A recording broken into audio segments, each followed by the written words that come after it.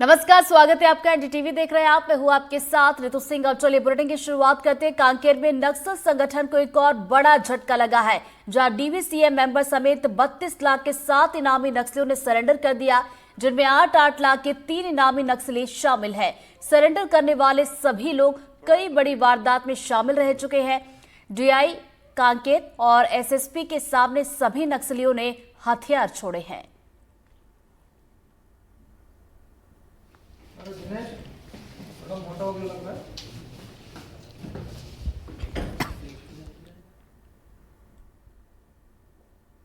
बढ़ते आगे, भिंड में कलेक्टर संजय श्रीवास्तव की गाड़ी पर हमला हुआ है। जानकारी के मुताबिक रेत माफियाओं ने कलेक्टर की गाड़ी को घेरकर उन पर हमला कर दिया।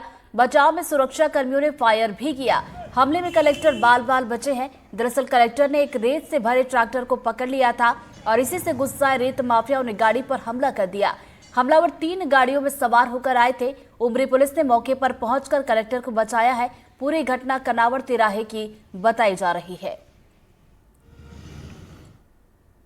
रूर की पुलिया से उमरी के बीच एक ट्रैक्टर, जिसके पास रॉयल्टी नहीं थी, रेत से भरा हुआ ट्रैक्टर, उसको मेरे द्वारा रोका गया था और उसके बाद मैंने खनिज टीम को इन्फॉर्म किया और ट्रैक्टर को लेकर उमरी के पास मैंने खनिज टीम के सुपुर्द कर दिया कि इस पर वैधानिक कार्रवाई जो बनती है वो करे।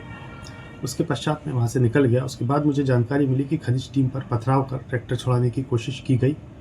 थाना प्रभारी उमरी ने मदद के लिए बल भेजा, जिसकी सहायता से ट्रैक्टर को उमरी थाने में खड़ा कराया गया और आज सुबह हमारी खनिज की टीम उनके ट्रैक्टर पर वैधानिक कार्रवाई कर रही है और अज्ञात व्यक्ति जो जिन लोगों ने पथराव किया उनके विरुद्ध एफआईआर दर्ज कराई जा रही है। इस बीच रीवा से बड़ी खबर, जहां पर श्रद्धालुओं से भरी ट्रैक्टर ट्रॉली पलटी है। ट्रैक्टर ट्रॉली पलटने से 12 से ज्यादा लोग घायल हुए हैं। प्रयागराज से ये सभी श्रद्धालु लौट रहे थे। सभी घायलों को अस्पताल में भर्ती करवाया गया है। जिले के बेहरा गांव में ये पूरा हादसा हुआ है।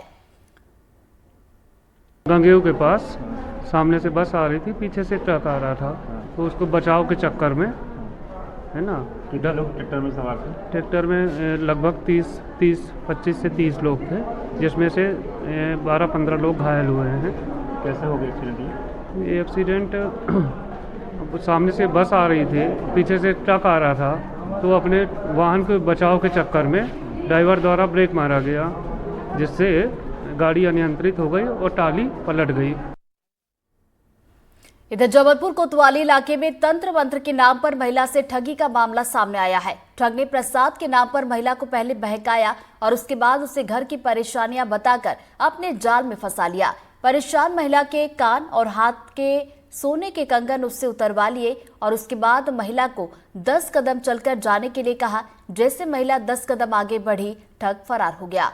महिला की शिकायत पर पुलिस ने मामले की जांच शुरू कर दी है।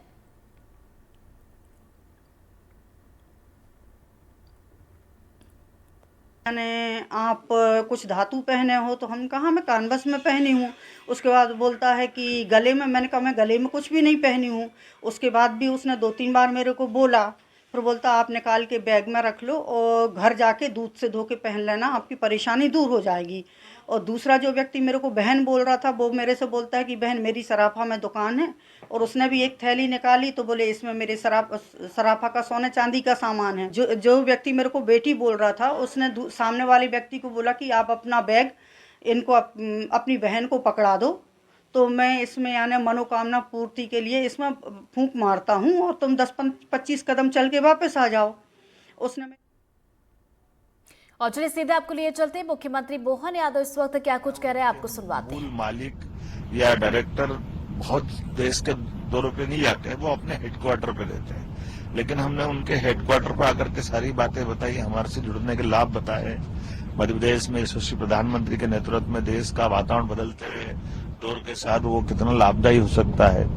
हमारी भौगोलिक स्थिति इतनी अच्छी कि वो कोई भी प्रोडक्ट बनाएंगे तो देश के अंदर भी और देश के बाहर जोड़ने में भी उसका लाभ मिलेगा। तो इसके आधार पर सारे इन्वेस्टर्स जो पहले से इन्वेस्ट कर रहे थे, वो पैनासोनिक हो, ब्रिजस्टोन हो, इन्होंने भी कहा कि हम आकर के आपके साथ और बड़ा काम भी करेंगे। वो मुझे व्यक्तिगत भी इस बात के लिए धन्यवाद दे रहे थे कि हम आपसे मिलकर के या सरकार के मुखिया होने के नाते से हमारा कॉन्फिडेंस और बढ़ा है और नए निवेशक भी मिले जिनके बड़े पैमाने पर लाभ ले रहे हैं। सर, आपने जिनसे भी मीटिंग करी, आपने सबको ग्लोबल इन्वेस्टर समिट जो होने वाला है 24-25 फरवरी, उसमें भी इनवाइट किया। क्या रिस्पांस उनका रहा और हम क्या उम्मीद कर सकते हैं इस समिट से? मैं ये मान के चलता हूँ कि जिससे भी हमने बात की वो सब भारत से जुड़ना चाहते हैं, मध्य प्रदेश से जुड़ना चाहते हैं और बड़े से बड़े ब्रिटेन के जैसे हम दौरे पे गए थे या जर्मनी के दौरे पे गए, वहाँ का रिस्पांस तो था ही, लेकिन जापान का रुझान आमतौर पे ऐसा माना जाता है कि जापान के लोग बहुत जल्दी तैयार नहीं होते, उनको बड़ा कठिन जाता अपनी योजनाओं के बारे में। वो रिसर्च बहुत करते, अध्ययन करते, बड़ी देर में मन बनाते, लेकिन मुझे ऐसा लगा कि वो हमारे इन योजनाओं के लिए मन से जल्दी से तैयार हुए हैं और भविष्य को पढ़ते हुए उन्होंने मध्य प्रदेश में अपनी सारी संभावना देखी है। जैसे रेडीमेड गारमेंट्स के यूनिपोल वाले जो जिजंग से मिले हैं, उन्होंने कहा कि मैं मध्य प्रदेश की पहले से जानकारी लेकर के आया हूँ और मुझे इस बात का संतोष है कि हमारी कंपनी अब बड़ा निवेश वहाँ करेगी और हमने उसके लिए मानसिक रूप से भी तैयार है। और इसी के साथ साथ कई और एजेंसियां जिनने कई मामलों में रिसर्च की है, वो हेल्थ का हो, एजुकेशन का हो, रिसर्च सेंटर का हो, ऐसे सब सेक्टर के बड़े बड़े प्लेयर्स हमारे आना चाहते हैं। सर, अगर हम इंडिया जापान के संबंधों की बात करें, रिलेशनशिप की बात करें, तो वो कैसे आ रहा है? और आज हमने देखा जब आप होटल से निकल रहे थे तो कैसा उन्होंने आपको इतना गर्मजोशी से आपको फेयरवेल किया, तो उस टाइज पे आप क्या बोलना चाहेंगे दोनों देशों के? मुझे बड़ा संतोष है और ये बात सही है कि अतिथि संस्कार के लिए हम जैसे आमतौर पर भारतीय लोगों को जाना जाता है, ऐसे उससे बढ़कर के मुझे लगा कि जापान के लोगों में भी उतना ही प्रेम इसने अपने देश के प्रति भी और अन्य लोगों के प्रति भी आदर सत्कार के साथ उनने भारत के प्रति प्रेम लुटाया और ये संबंध उनका और बढ़ जाता है जब वो बौद्ध संस्कृति से आते हैं और ये भी बड़े गर्व से बताते हैं कि महात्मा बुद्ध भारत से आते हैं और हमने उनको अपनाया है। मुझे इस बात का भी संतोष है कि वो बुद्धिज्म सर्किट की बात पे भी, टूरिज्म की बात पर भी वो उत्साह दिखाते हैं, साथ साथ व्यापार व्यवसाय में भी भारत के साथ मध्य प्रदेश से जुड़ करके वो अपनी अपनी कंपनियों का हित भी देख रहे हैं। Sir, Japan as a business partner आपके लिए कितना इम्पोर्टेंट है? क्योंकि प्रधानमंत्री की एक्ट ईस्ट पॉलिसी है जिसमें जापान एक इम्पोर्टेंट पार्टनर है, तो उसके लिए आप क्या कहेंगे? देखिए, हमारे लिए तो आदर्श सदैव प्रधानमंत्री श्रीमान नरेंद्र मोदी जी रहे हैं, जिनने कहा कि हाँ, हमको अपने पड़ोसियों से, पड़ोसी देशों से और खास करके एशिया पैसिफिक एरिया में आने वाले सभी देशों से प्रगाढ़ संबंध, व्यापारिक संबंध बनाना चाहिए। ऐसे में वो पूरे देश की बात करते तो मध्य प्रदेश तो उनकी दिल का प्रदेश है, इसलिए उसका लाभ हमको मिलता है और हमने इसको देखा भी, मैदान में इसका लाभ मिल रहा है।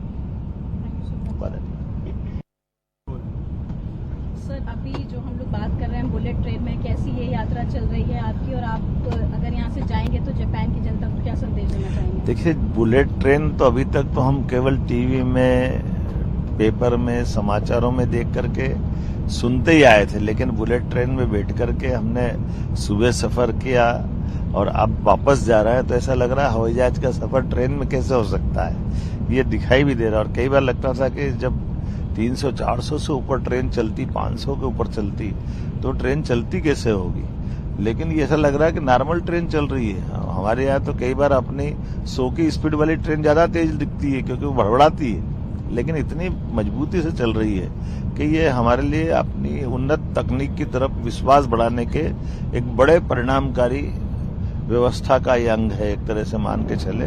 तो आने वाले समय में जैसे माननीय मोदी जी ने अहमदाबाद से मुंबई की बुलेट ट्रेन की योजना की बात कही है, हमारे यहाँ भी कई प्रकार की ट्रेनों की परियोजना जो काम कर रहे हैं, हम भी माननीय मोदी जी के माध्यम से रेल का नेटवर्क भविष्य में जापान की सहायता से बने, इस प्रकार की कल्पना करने लगे हैं। यद्यपि अभी वो प्रारंभिक चरण में है, लेकिन उम्मीद करेंगे आने वाले समय में नई तकनीक के भरोसे से हमें इस प्रकार के यातायात के साधनों का उपयोग करना चाहिए जिसमें ट्रेन का भी उपयोग हो। कोई संदेश जो आप? मैं आज जापान के लोगों को धन्यवाद देना चाहूँगा, जापान के लिए हमारी एम्बेसी को भी, हमारे जापान के सभी अधिकारियों को, जापान के स्थानीय निवासियों को, यहाँ तक कि एक जिस होटल में हम ठहरे, कभी ऐसा हमने देखा नहीं कि होटल के खाना बनाने वाले कुक से लगा करके सर्विस वाले सभी प्रकार के लोग बाहर आके ताली बजा करके प्रेम लुटा रहे हैं। ये हमारा उत्साह बढ़ाते हैं। वो ये आत्मीयता में जीवन भर याद रखो। तो मध्य प्रदेश के मुख्यमंत्री मोहन यादव को आप सुन रहे थे, जिन्होंने बताया कि जापान में किस तरीके से उन्हें लोगों का प्यार मिला, उसके लिए उन्होंने जापान के लोगों का धन्यवाद दिया है। और साथ ही साथ बुलेट ट्रेन में जो उन्होंने इस ट्रिप में मैं अपनी पत्नी श्रीमती सीमा यादव के साथ में इस पूरे 4 दिन की यात्रा में रहा, क्योंकि यहाँ की कल्चर को समझने के, देखने के लिए। और हमारे यहाँ खास करके धर्म स्थान पर जाओ, मैं बौद्ध धर्म के मंदिरों में भी दर्शन करने गया, तो सपत्नी जाने का एक अपने यहाँ की परंपरा है। मुझे अच्छा लगा कि हमारी बौद्ध संस्कृति भगवान सूर्य से भी जोड़ती है, गौतम बुद्ध से भी जोड़ती है, और उसका लाभ भी हमको दिख रहा है। मैम आपको कैसा लगा आज कैसा लगा? बहुत अच्छा लगा हमें यहाँ पे घूम के। कोई संदेश जो आप देना चाहते हैं? सब अच्छा, बढ़िया, जापान कैसे लगा? बहुत अच्छा।